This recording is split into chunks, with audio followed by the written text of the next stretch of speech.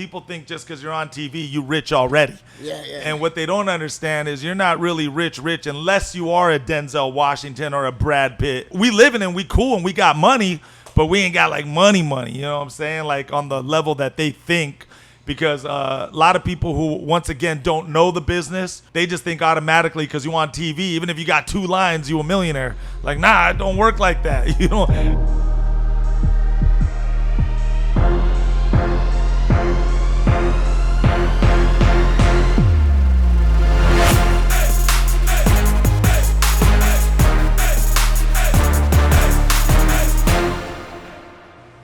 What's up, everybody? Welcome back to Latino Champs, a show where we celebrate Latino excellence. Today, we Can't have do the blood symbols, man. We told you that. This is not blood symbols. But that's what it is to some people. This is blood symbols? I know, but that to some people, that's what that is, though. What, this gang? Yeah, I mean, it could just do it like this. Well, I didn't mean gang stuff. This was just regular. Like, is this cool? Mr. Lee's the producer. He was telling me, yo, cut the gang so symbol. Mr. Lee was saying I can't do that. You can do this. Hold on. I can do this? How about this? All right. So like I was saying, so Latino Champs is a show where we celebrate Latino excellence. And today, we have my brother from another mother. I mean, besides me being a big fan of this guy, I love this guy so much. He's been with us forever. You've seen him in every other movie. You know what I'm saying? He goes by the name of Noel G. You know what I'm saying? So let's give our hands together today for my brother from another mother, Mr. Noel G. Come on. Thank you. Appreciate it. I tell people I'm like the Mexican Where's Waldo, so it's all good. I'm in everything. I'll be popping up where I'm not supposed to pop up, you know what I mean? So, but a lot of love, man. Thanks for having me. You already know I love you both, man. Like, brother from another mother, couldn't have said it better than that. And just enjoy being here, man. So, yeah, thank you, bro. Now, you know, we got so much love for you because, you know, people say in the industry, yo, he's a real one, but you're truly a real one. You know, because I feel like, especially in this industry, you meet people, you come across people, and, you know, Hollywood changes so many people, man. And since I met you, you've been the same guy day one. You know what I'm saying? There's like, I call you, you call me back. I don't have to deal with some weird people in between, you know what I'm saying? It's one man to another and we get shit done. Right. We got the opportunity that we've been able to work and do things together. And that's amazing because sometimes people cloud the cloud system. The Yeah. I know I know we've been doing stuff since television was black and white. You know what I mean? I think we got some silent films in the mix somewhere that we don't even know about. That's why Yuli was using the sign language because we passed that, brother. We still in my system. Yeah, I know. No, but look, I think a lot of people, you know, let's jump into it, know you from Fast and Furious, at least as your beginning. And Fast and Furious wasn't even your beginning. Like, you did a bunch of stuff before Fast and Furious, you know? It's like, if I'm a young kid that's in an urban neighborhood anywhere, L.A., New York, and I'm looking at you, it's like, how do I get in the door? How did Noel G get in the door? Yeah, no, it's crazy. You know, it kicked off with the Taco Bell commercial. And I did that at the age of 15 years old. And it was funny because at the time I had a girl that I was dating.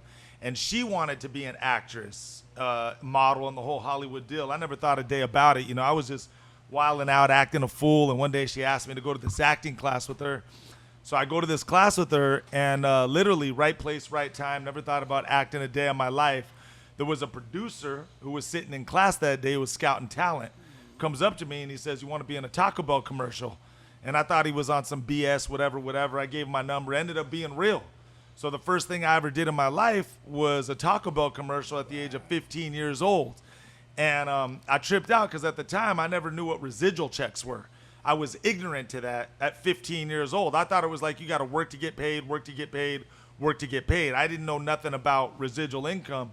And just for those of you watching, residual checks is every time they show the commercial, you get a check. So if they show the commercial 15 times in one day, that's 15 checks. You feel me? And they were clearing. And I was tripping. And, you know, it was like hitting a baby lottery. I only worked on this commercial one day in my life, but I got paid for a whole year. I thought it was a computer mess up. You feel me? And as I was getting paid so much, and it got a little weird because I was getting so many checks, but I had my story for court. They kept on paying me. I didn't know. I was ready, you know what I mean? I was ready for that jury. But what ends up happening was I hit up the producer and I said, "Why I keep on getting paid for this commercial?" He goes, "Oh, that's how actors get paid." I said, "What?" I said, "Well, I want to be an actor." I said, man, hook me up, you know what I'm saying? And I pretty much went from like nothing to like bling bling overnight.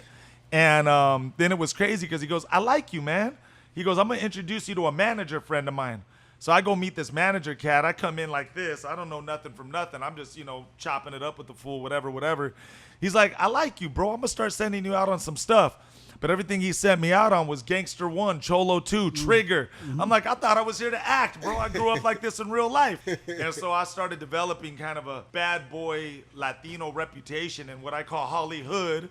Just to be clear, that's what I call it, Hollywood. And, then one job led to another. But it was funny because at the starting of my career, like if you got hired for Burger King, I was the one doing the training videos. I was like, this is how you wrap a cheeseburger. This is how you use the cash register. Nice. Like I was doing hospital videos. So like, they would show videos to doctors of how to work on patients. So I was like the patient in the bed, and it was showing the doctor the proper procedure of how to, or I was the one robbing the store in aisle 2, showing the security guards how to take care of something correct. Like I was that guy, you know what I mean?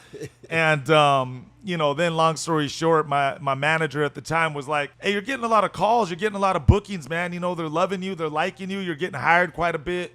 You should take this seriously as a career. So then, he kicked me off with some bigger auditions for television shows, movies. That kicked off. And then, here I am today. So the way I close the story all the time is I can honestly say when I first got into the business, I'm going to keep it 100, I got into it for the money because I never made so much damn money that quick and so much of it that damn quick, legitimately. I never made that much money legitimately. That's a whole, I'm making money like that on top of my crime life, you feel me? What I can honestly say is then it became a true passion of mine because we got the funnest job in the world. We get to do things like this. It's never the same thing. We travel. We always work with different people. It's always something different. You never know what it's going to be. It's like Baskin Robbins. It literally is 31 flavors. You never know what you're going to get. And so now I just like the job and I love it because, it's never the same thing once again. And now the money is just like a bonus. Now, question, the girl took you to the casting. You got the Taco Bell commercials. She took me to an acting class. Oh, okay. I was homeless at the time. I was shacking up with her. Her family took me in. Nice. And I did whatever it is she said because I just want to keep her happy, you feel me? And I always thought if I got her mad, Daddy kicked me out on the street again. And I was so happy to have a roof over my head, I did whatever it is she said. Wow. So I was like her little pet, you know what I mean? Because I'll be straight up. I never wanted to get her upset to be kicked out of the home. So one day she said, you want to go with me to this acting class? I was cool with being on the highway speed chases and on the news. That was good enough for me. I didn't even think a homie like me could be on TV, you feel me? And so one day she asked me, you want to go to this acting class? I just went to please her, and then all that happened. What happened in her career? Oh, no, yeah, she ended up becoming, my first baby's mom. She got a nice child support check. Okay. And she went another route. And she was cool for 18 years. Yeah. Between television, movies, you've done over 200 projects. 204. Yeah, come on. I'm trying to disrespect.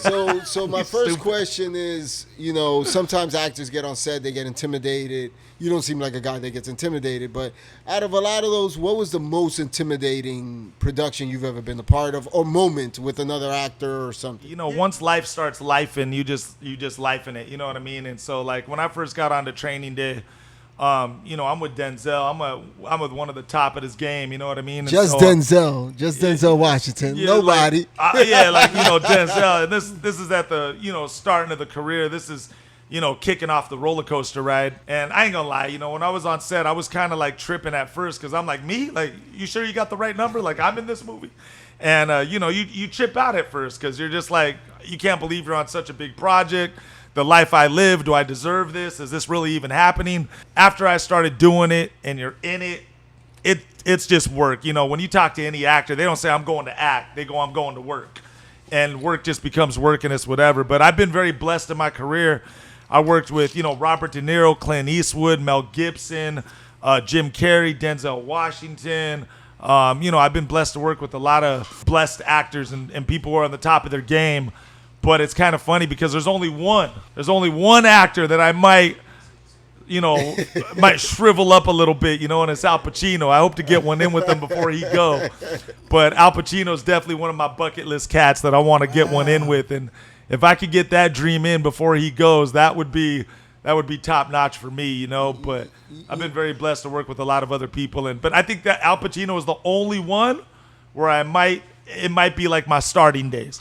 But now, just to keep it honest, because I've been doing it for so long, people are people, you know, and it just is what it is. You know? What was the first day? What was the first year that you stepped foot when you did that commercial? What year was that? I forget, man. I was 15 years old at the time, so we're talking over 40 years ago. And then it took me 8 years to get my first film. So this was no walk in the park, you know what I mean? People don't see the sweat, blood, and tears before. It took me 8 years to get my first film. And my first film I ever did, Trip Out, was actually with Danny Trejo and Ice-T. Okay. And it didn't go nowhere. It didn't even make it to Jane's Videos. You know, they weren't even they weren't even selling it as a bootleg in Mexico, bro. It was that bad. It didn't go nowhere. And I remember I was working at Kmart at the time, you know, and I quit my Kmart job on the cash register to go do that movie. And I thought that was the one that was going to take flight, and it didn't go nowhere. And nobody even knows about it, you know what I'm saying? So that was my very first movie.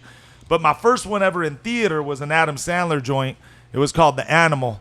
And that was my first movie that ever went to theater. And I seen that movie 688 times because I was so happy to have a movie in theater. Every time I would go back to go see my part real quick and just to see how the audience would react. Going off what you're saying, Chris Rock one time said that like every time there was moments in his career where he felt it was like a false alarm. Like he did New Jack City, and then he thought, oh my God, his career was gonna take off, and then it didn't take off the way he thought. Then he did something else, and it just didn't take off. Did you get a lot of those moments where you were like, oh, it's over after this? Yeah, 100%, man. Hollywood will, spit you out as quick as they chewed you in. What people don't understand about what I call Hollywood, once again, is you could be nobody yesterday, everybody tomorrow, and nobody again the day after. You know, you never know when the ride's going to end. You know what I'm saying? And when it's going to start, end, go back, up, down. You know, one day you sizzling, and then the other day you cold. Then you back to hot, then you back to cold. It's the most back and forth business ever. You know what I'm saying? So, what's scary about our job sometimes is that we work, and then you got the times where you don't work, and how you trying to live in between. And so, it's an up and down roller coaster for sure. So, yeah, I've had a lot of those moments. What's interesting is I remember when I was coming up in the business, there was a show called New York Undercover. Yeah. Right? And New York Undercover was extremely popular, but I guess in the Nielsen ratings, it wasn't as popular, right? Most people that were urban, Latin, black, didn't know anybody that had a Nielsen box in their house. So it's like they weren't really judging what we were watching, right? So you had a show that in the culture was such a big hit, but in the studios, they were like, oh, this show's underperforming, right? And I feel like sometimes that happens with us in our projects, right? Where Hollywood will say, like, this thing didn't work, but in our communities, it was a smash, you know what I mean? And that's tough, too, because sometimes on one end, I know in your community, they were, like, loving you. They probably think you're, like, a billionaire. You know what I'm saying? And on one side, Hollywood maybe is not giving you exactly what you want, right? Yeah, I'm a thousandaire. But, like... But, it's funny because, some movies, they're called the sleeping giants in the hood. But, on the executive level, what happened? So, I get that 100. There's some films that are funny because I got one like that, the underground films. There's a movie that we did. It's called Party Animals. And all the hood cats know about it. But the upper class, they're like, what? They got no clue. Yeah, there's movies that hit on different levels for sure. Do you feel there's for young actors, there's a misconception on how Hollywood operates, especially financially? I feel like sometimes me being in the business, I feel like I've been like racially profiled as a Latino financially. Not for my skill, but financially, sometimes they're like, well, that's a lot of money for Jesse. You know what I mean? Well, what does that mean? You know how it is, man. Like when you ignorant to the business, people think just because you're on TV, you rich already. Yeah. And what they don't understand is you're not really rich unless you are a Denzel Washington or a Brad Pitt or somewhat of, you know what I mean? Like we living and we cool and we got money, but we ain't got like money, you know what I'm saying? Like on the level that they think, because a lot of people who, once again, don't know the business, they just think automatically because you on TV, even if you got 2 lines, you a millionaire. Like, nah, it don't work like that. You don't get it. You know what I'm saying? Yeah. So no one's stupid. You know what I mean? Like you could be ignorant, you could not know, but once you know and you still do, now you're stupid. You understand what I'm saying? Like, no, but there's times where I feel like people come to me and they're like, Jesse, you know, it's not exactly what I want financially, but they're like, it is a good step in your career. And I'm like, damn, how many steps do I got to take? I know. Like, I feel, it's like you made it, but didn't make it yet. You know what I mean? And I'm like, man, it's like sometimes you feel like, come on, man, I've already put in enough work, and it's always a little bit the same speech. Yeah. You know, and sometimes, at least for me, it's like, do I want to do it, or it might not get done? So I'm just like, man, because I'm in a position where as a director, I need the project to happen. And sometimes the importance of the project, I'm like, you know what? I fold because I'm like, let's just get it made, you know? Right. And sometimes I look back and I look at some other counterparts and I'm like, man, the game is not always fair for us. Right. Well, you know, number one is, you know, it's that old saying, you know, if you love what you're doing, it's not work. This is one thing I've learned, you know, I'll never compromise, though. I'll never do anything that I'm not comfortable with just for a paycheck. Like, no judgment, no judgment on anyone. To each their own. You do you do you. But I won't play the gay guy. I'm not putting a dress on me. You know what I mean? To get a check. Like, I'm not that cat. You know what I'm saying? You're going to have to find someone else. No matter how much you pay me or offer me, it ain't going down that route because my reputation is more important. You know, social media changed the game. But now I tell everybody, not one person in this world has an excuse to be poor anymore. Because all you got to do is act like an idiot on social media. You'd be rich and famous by tomorrow. So not one person has an excuse to be poor anymore. That excuse is out the window. If you struggling, act like an idiot on social media, you'll be famous and rich by tomorrow morning. It's versus how do you want to be known? And that's really what it comes down to. And, you know, I support what Nipsey Hussle said. And Nipsey Hussle said, you could see it with your own eyes. It's on YouTube. You could watch it with your own eyes. I'm quoting Nipsey Hussle. He said the reason why we getting clown shit in a circus is because you supporting clown shit in a circus. So he goes, you support clown shit's what you're going to get. You know what I mean? It just is what it is, and I agree with that 100. So it's lame now. Social media changed the game. There's proper ways to use it.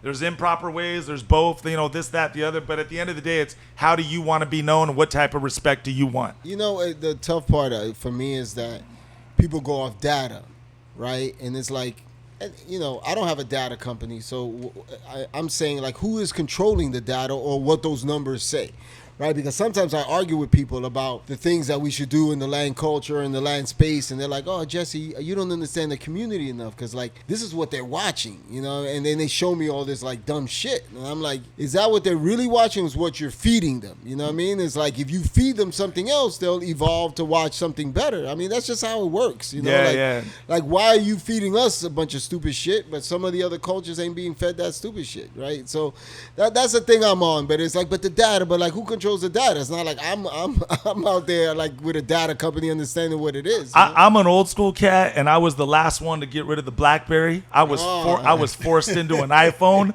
The furthest of my computer skills are reply and send.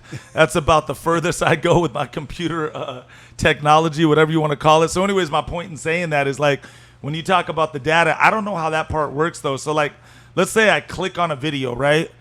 And let's say I'm already turned off by the first 10 seconds. And so I click off and I don't watch the rest of it. Does that count as a view? It might count as a view. It might count as because here's my point. There could be like 1 million views, right? But did 1 million people really watch it? Or did they just click on it and then that was considered a view? Yeah, that's what I was trying to some wonder of the too. social media like platforms, they don't tell you sometimes how long you have to watch to get a view.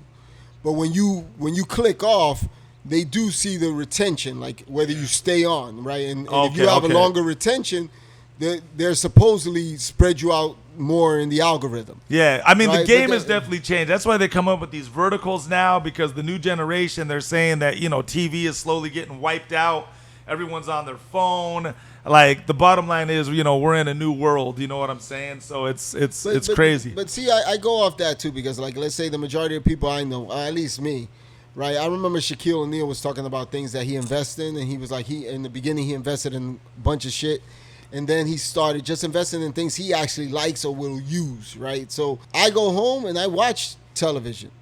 I watch movies. When I hear like a TV show's great, Ozark, Succession, I watch the shows, right? Right. I still consume it. And a lot of people, my friends, consume content. Right. Consume television, consume different things.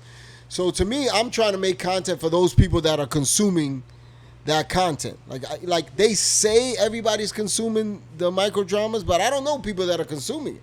Yeah. Like I know overseas in China, but like I don't know the people that are consuming it, right? So it's like people my age, if you look at some of those micro dramas, they're a little bit out there.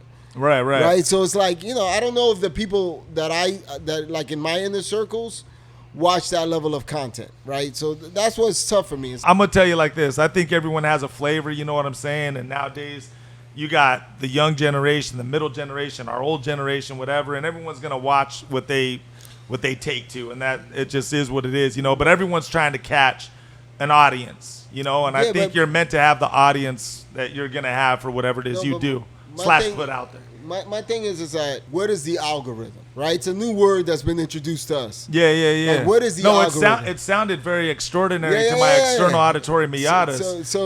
No, I'm playing. I'm playing. No, but what I'm saying, now we're all living off this mystery algorithm, right? It's like you're gonna go and find out, who is the algorithm? We're gonna get there and be like, who's controlling the algorithm? Right. My theory is that if I'm in business on social media and my platforms need more people to engage in my platforms, I control the algorithm. What am I going to feed you? I'm going to tell you do micro dramas, do stuff to pull you into my world platforms. Right. Like, because if these platforms don't exist, if I'm in competition with other streaming platforms that are doing traditional media, I'm telling you, no, everybody's doing this. Because I'm pulling you into this. Like, I feel like it's a big marketing campaign. That's what I feel. No, I get it. Yeah, it's like advertisement, who's going to catch the best fish, what I mean? So I get it 100. But peace of mind is living in your purpose. You're restless when you're not living in your purpose. And what gives you true peace of mind is living in your purpose. So long story short, if you just do what you're meant to do, you're going to get what you're supposed to get. When you were talking about Al Pacino and the fact that he was like the one person that you're like, oh man, if I get on set with Al Pacino. When I first moved to LA, this is my Al Pacino story. When I first moved to LA, a friend of mine called me and said, hey, one of my friends works for Al Pacino. He said that Al Pacino likes to play softball, right? So he was trying to put together a group of kids to play softball on the weekends because he was in LA doing the movie because he lives in New York. Right. So we were like, all right, cool. So they were like, called a bunch of Latinos because we play, we know how to play baseball. I'm Dominican, so of course, like we know how to swing the bat. So then for like a couple of months, we went on the weekends and played softball with Al Pacino. Oh.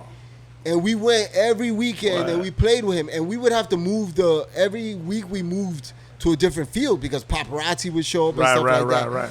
And I remember the first game, I was playing shortstop. I guess it's a stereotype, but they put the Dominican on shortstop. I'm playing shortstop. And he was on the other team. And Al Pacino hits a shot to shortstop.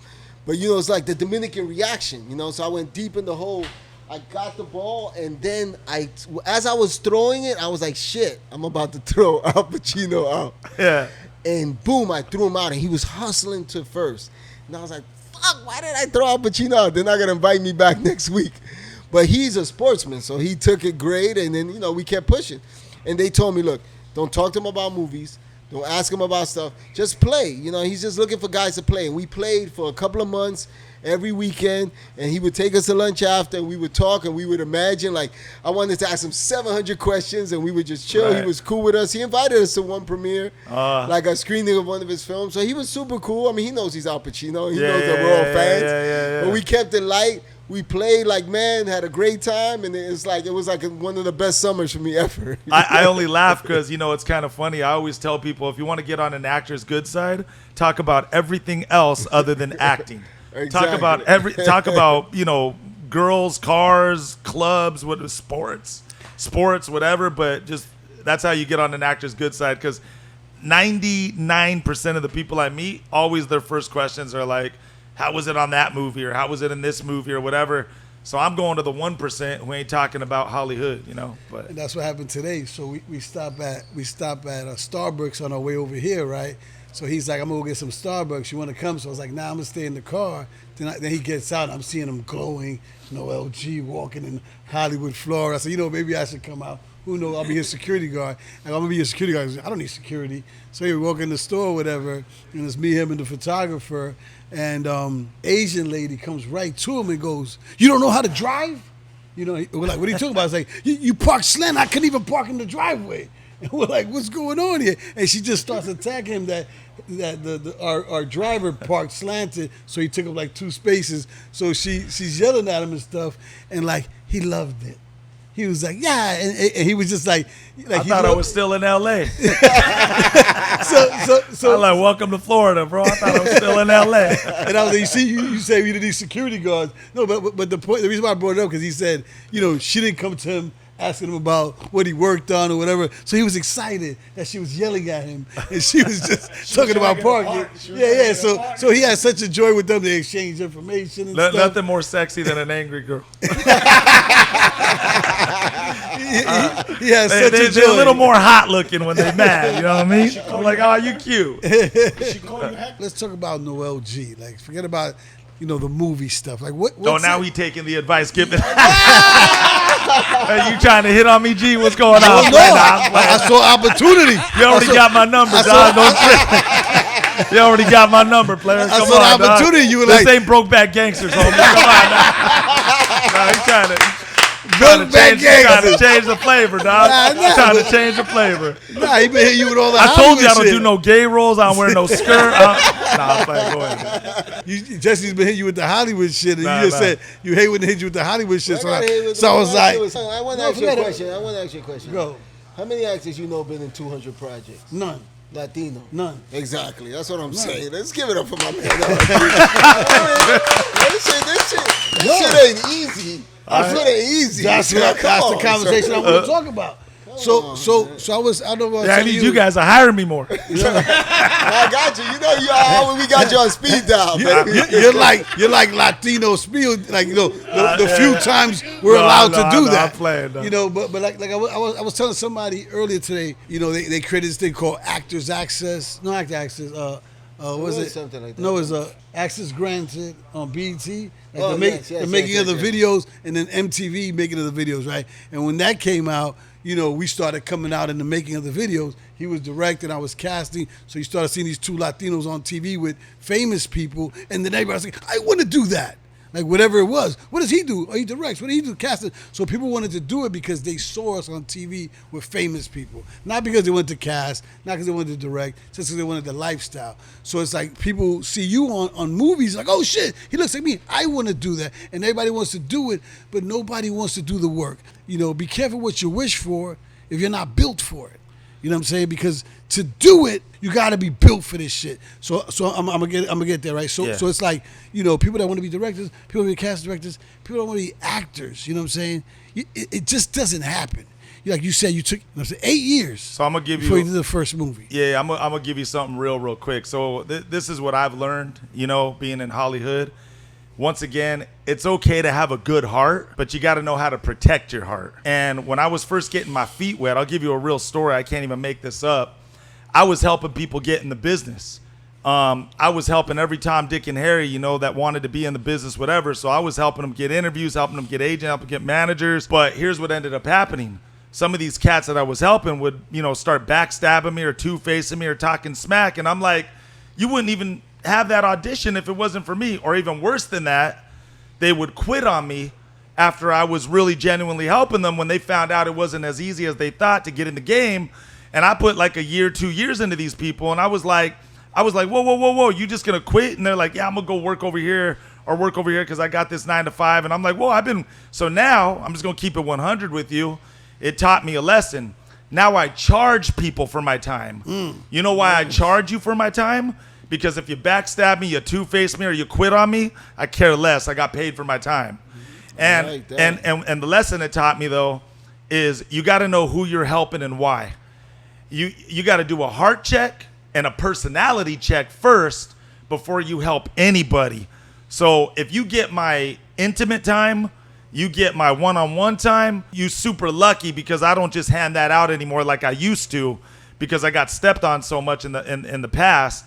That now, again, I charge you for my time because if you backstab me, two-face me, or quit on me, I care less. I got paid. But if I'm helping you genuinely, it's because I know who I'm helping and why.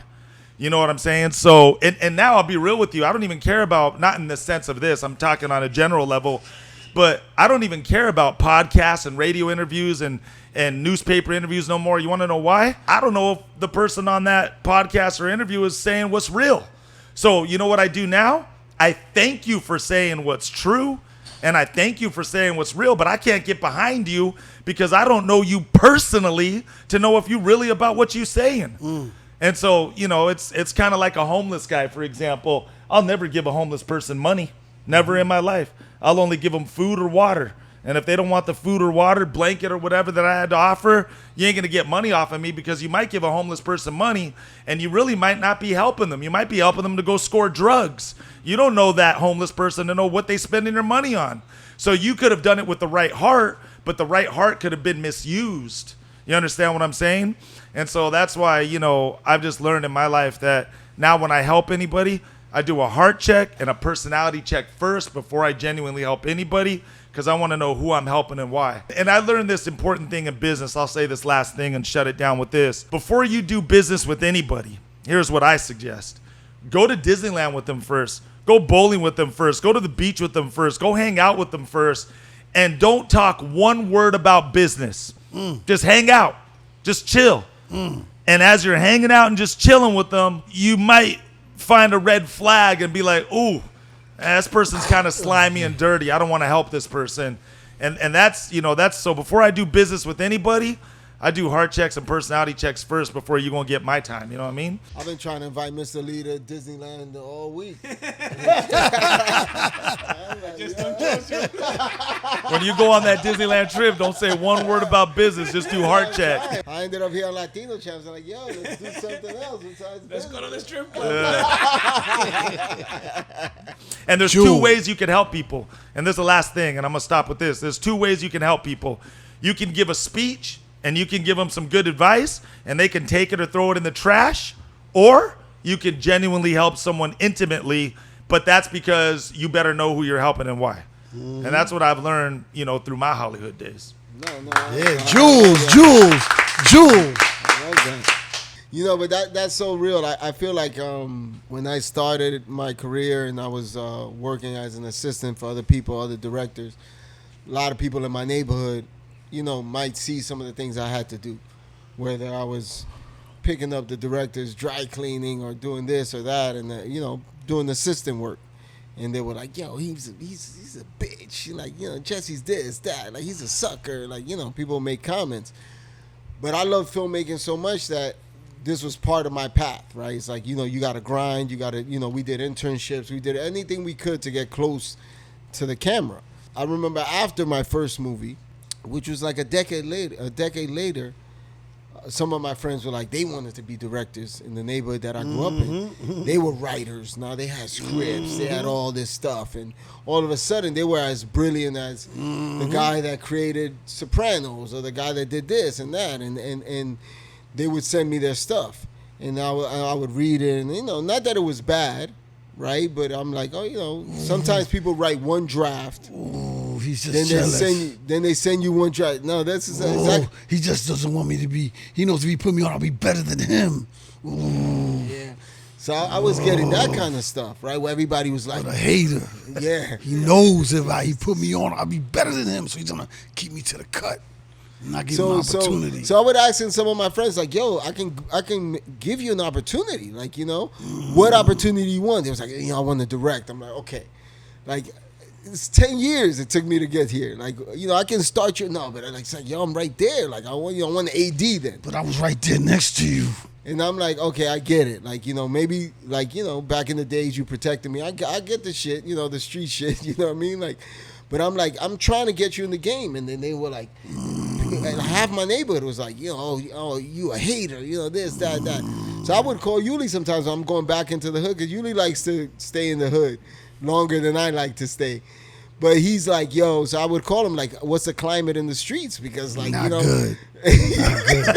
Stay at the Marriott Times Square this trip. Don't cross the border. He would tell me that. Like I was like, yo, what's the climate? He's like, he was saying not good.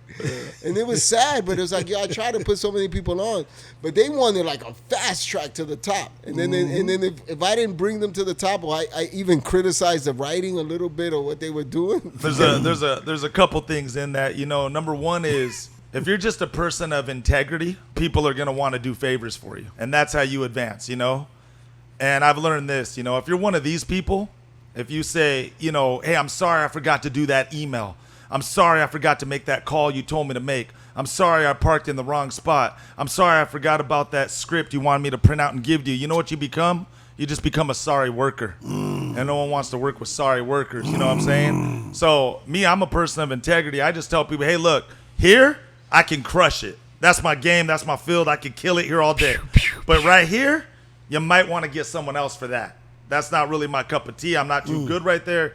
You might want to, mess with someone else right there. And so my point is, too, is that the worldly way is, yeah, you a bitch, man. You grabbing someone's bag, you opening up someone's door, but you're not a bitch. What you're doing is you're serving your way into power. And you got to be a servant before you could be a leader. I got to trust you somewhere. Pew, pew. And even God's word says, if I can't trust you with the little, I can't put you over much and trust you with much. God and that's God's word. You know what I'm saying? So if you can't trust someone with the little, why am I just going to give you a full plate right away? Pew, Nah, you got to work your way up the way I worked my way up. Prove yourself in some areas first. And as you prove yourself, you'll start to climax. You know what I'm saying? I mean, the team is the team. You can't do it without the team. You need someone to, do the mic and the cameras and et cetera. And as time progresses and they got so much love for you, hey man, what's your heart really into, man? I want to direct. Man, you've been loyal to me for X, YZ amount of years. Phew. I got an opportunity for you that's coming up where I would like you to direct because I remember what you did for me in the past, Pew, Jules, some Jules. people, they don't want it like that. They want the quick fix. And those are the ones to watch out for and kick out the camp. ¿Y tú has tenido algún problema entrar en alguna película por ser mexicano, por ser latino, period? Do I have a problem with Latino movies is what you asked? Because I can understand Spanish but not speak it too good. But I understood what you kind of said. You need some subtitles on that. But hold up. No, but let me get the No, he's saying that you being Latino has it stopped you from getting bigger roles. Nah, I don't think it, but and I said this on Drink Champs already, but I'm just going to repeat it. But now we cannot not be ignored because of social media. Now there's so many of us, everyone wants to jump on the bandwagon and say, oh, I was always about the Latino people. No, you weren't. Exactly. Because if you were about the Latino people, we would have been on the map years ago. And where's my proof? I'm going to tell you where my proof is at. I got solid proof. I got undisputable proof. If you were always about the Latino people when you had power 20 years ago, where's all of our Latino films? That's my proof right there. We don't got all these Latino films, like they claim and they care about now. And so that's why, a lot of Mexicans to me are funny because back in the early days, I could name off 50 black movie stars, 50 white movie stars. But when it came to Latinos, it was like 10 or less. But now a lot of those Latinos today want to say, oh, I was always about the Latino people and helping my Latino cats. No, you weren't. Never. Because you had the power back then. And if you were always about it, we would have been on the map a lot earlier. And where's my proof once again? Where's all our Latino films if you were truly all about the Latino people? And I'd be a liar if I said different. This is the sad part. I would be a liar if I said different. And this is so sad to say. But I'd be a liar. I'm so passionate about that. I'd be a liar if I said it differently. I got more farther in this business because of black and white people than my own people. And I'm just keeping it 100. And that's the saddest thing to say, but that's what it is. 100%. Black and white people push me more. And just so we're clear, I know there's backstabbing in any race, whether you a UFO, Asian, this, that, or the other. I know there's backstabbing in any race, but all I'm saying is in the Latino race, through my personal experience, it was hard to get jobs because every Latino back then wanted to be the tip of the spear, and they weren't passing out jobs like that. They just weren't doing it. That's why you saw everyone else playing a Mexican, but a Mexican playing a Mexican. You know what I'm saying? And tell me I'm lying, bro. And that's why I think it's so sad. And I've been pitching this for 20 years, dog. No one hears me, bro. I need a millionaire to watch this show and call me and write me a check for a Mexican Latino version of Friday. Because that's easy. That's quiet. That's what we needed 20 years ago, bro. A Latino hood authentic comedy. I've been pitching it 20 years and no one's bit yet, which blows my fucking mind. We're coming. Movie guys. You see this happen. But let me jump into that since you touched on that, right?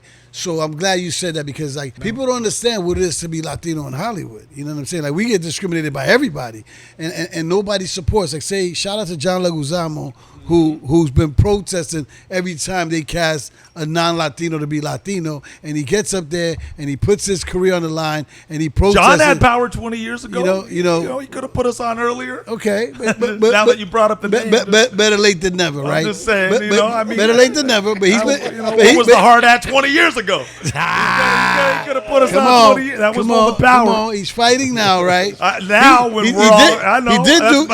did do a comedy. Hear what I said? He did do a comedy show years ago with a bunch of Latinos in it. Forgot the name of it, but nobody supported it, so it didn't last long. But he's been fighting anyway. And when he started fighting, nobody supported him. Nobody. Everybody stayed shut. Well, let's make something happen now. Everybody stayed shut. You know, everybody, like say, the average Latinos that I know that are making it, right? They're in a safe, comfortable space with the non-Latinos, right? So they're good. They don't want to mess that up. So nobody that's safe wants to come out and go, hey, what's up with the Latinos? And that's the problem. Anyone that has power, you know what I'm saying, is not going to mess up their power to fight about something they don't care about anymore because they made it. They're on the other side. And that's the problem. We don't have enough leaders. We don't have enough famous individuals. All I'm saying is, where's your heart really at? Exactly. And proof is in the pudding. Exactly. Was someone's heart and exactly where it's at. And the heart the heart is not there. And my point that I was making is now all of a sudden, since Latinos are so big on social media that we cannot not be ignored, now, quote unquote, supposedly you have a bunch of the Latinos who had power back then saying, I was always about the Latinos. No, you weren't. Never. Because if you genuinely were, once again, my proof in court is where is our movie 20 years ago? Yep. We would have been on the map a long time ago. It's cool that people are stepping up now and maybe want to make up for bad blood, but I'm just saying, you know, were you really real about it this whole time? I would respect someone more if they just came out with it and said straight up, like, you know, I wasn't really thinking like that back then. Maybe I was ignorant here.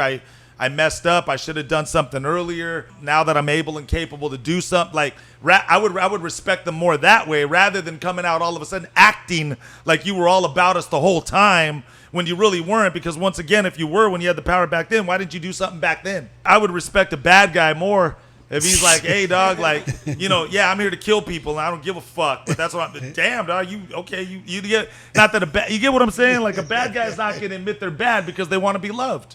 You know, I got to co-sign what he's saying. There was a lot of people that got their foot in the door, and we just never had a movement because, like, everybody was individualized. They were like, yo, I'm out for me. I'm trying to do this. And then it's like if someone else is coming, I'm cutting that person's head off because there ain't enough room for all of us. You know, there was some people trying to bring the flag and trying to unite the Latinos because I remember moments where people were trying to do it, but not enough people stepped up. And a lot of people that were in the power seat didn't want to. And there was a lot of Latinos back then that were changing their last names. Yep. They were doing a lot of stuff. I remember when reggaeton got big, I saw a bunch of people shouting me out like, Jessy, mi hermano. I'm like, yo. What's crazy, you know, is there's more Latinos in the United States than any other race. And we back it all up. And I'm just thinking to myself, like, you know, I don't know, bro. It's an endless argument. Someone's going to come out. But like I said, I'm going to respect the cat more who says, hey, man, I could have done something back then. I was ignorant. I didn't do it because XYZ, whatever. I'm trying to make up for it now. Can you please forgive me? Let's go. That's the cat that I'm on his side. But the ones who come out saying I was all about the people all the time when they had the power back then and didn't do shit, you bullshit to me. I'm an old school cat, man. I'm not new school. I don't give a fuck. Fake's a fake. I call it like I see it.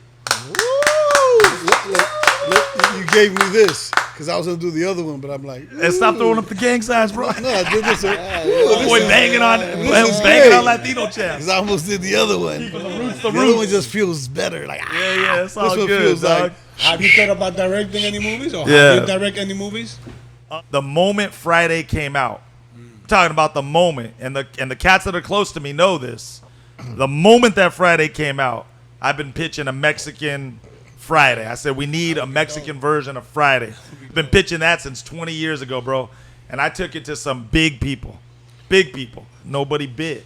F. Gary Gray, who did Friday, is a friend of mine and somebody that I look up to. And I remember when Friday first came out.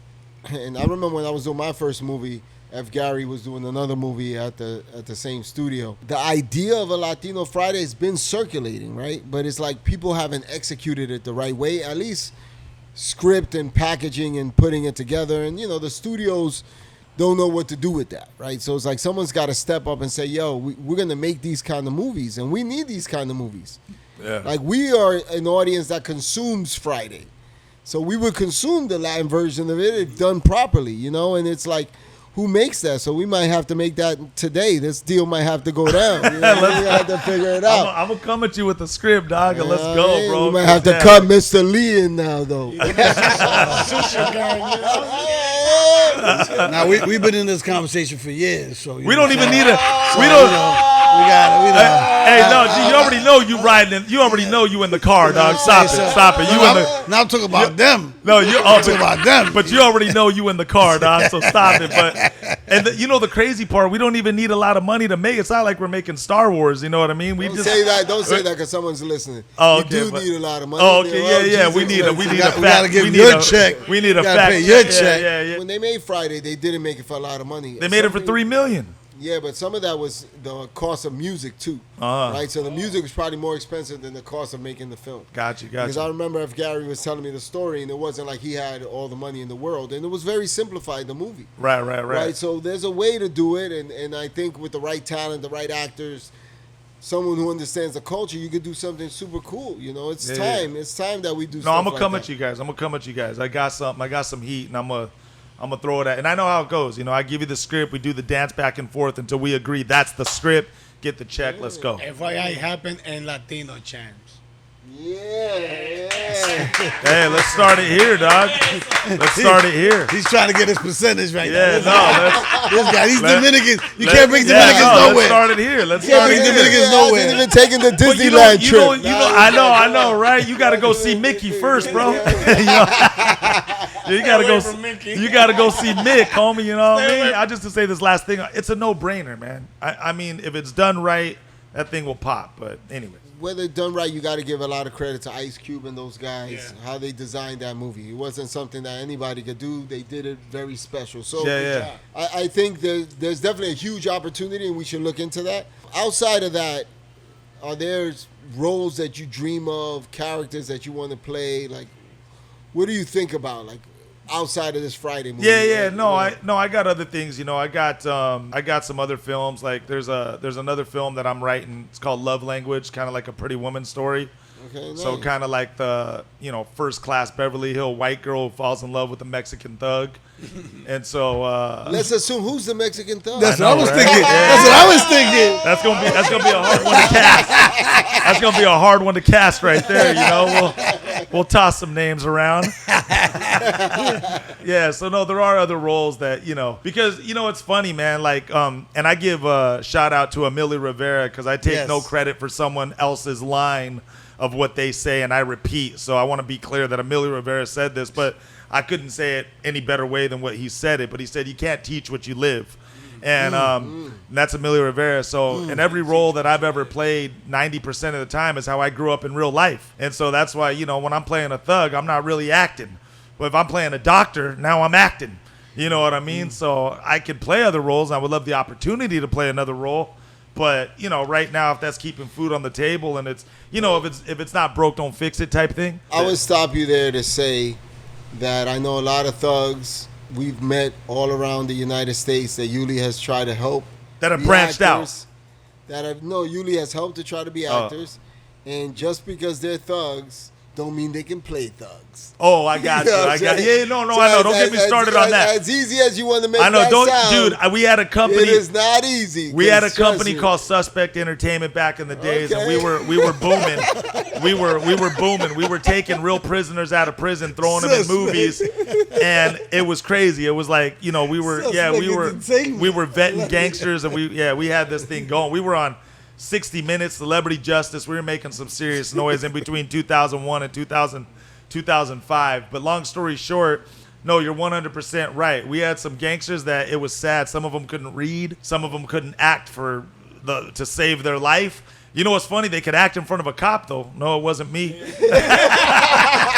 They could act in court, but they couldn't act when the camera was put on them. So, no. So I'm just saying, I've got that side of it, too, that taste of it as well. There is talent involved, is what I'm getting at. I've been a castman for over 30 years, right? And everyone thinks they could do it, right? I know. You know, your story was when you were in acting class, your first time ever, you got the commercial because you were in class. Even though you did it for Shorty, you was in acting class. Well, you know what's funny? And that's how the opportunity happened. Because whether you wanted to or not, you were in the class studying the art. Somebody saw you there, and your life changed from there. You know what's funny though? Actor rehab.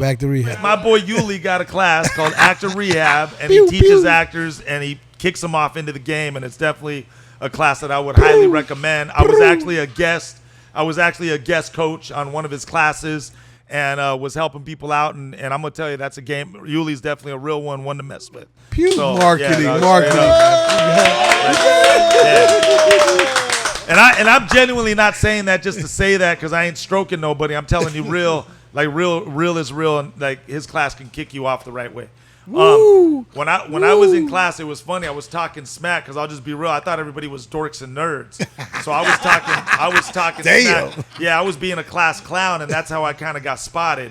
And then homeboy came to me after and was like, "Yo, you kind of funny. You want to be in a commercial, but it's only because I was making some noise, not being obedient." So that's how that came about. I was like telling my girl, like, this is what you really want to do, like straight up, like you really want to be on TV and you think you're gonna be a superstar, and I was just talking smack like that. And then you made it. and then I ended up being the fool. So she never popped off as an actor. She got paid though That's for it. 18 years. Oh, I think we gotta call it. You gotta go to the movie set. The producer's been calling right now. Oh, I'm game for whatever. I'm The here, car's man. been outside. I want to throw a Terrero toast to my brother Noel G. Oh yes, who has kept it real from day one, who has done things that most people don't do in their lives, honestly. The amount of movies, the amount of projects that you've done is something that the average person will never get to do. And sometimes we're here to celebrate that and say thank you for everything you've done for the community, for the culture, and how you continue to push forward.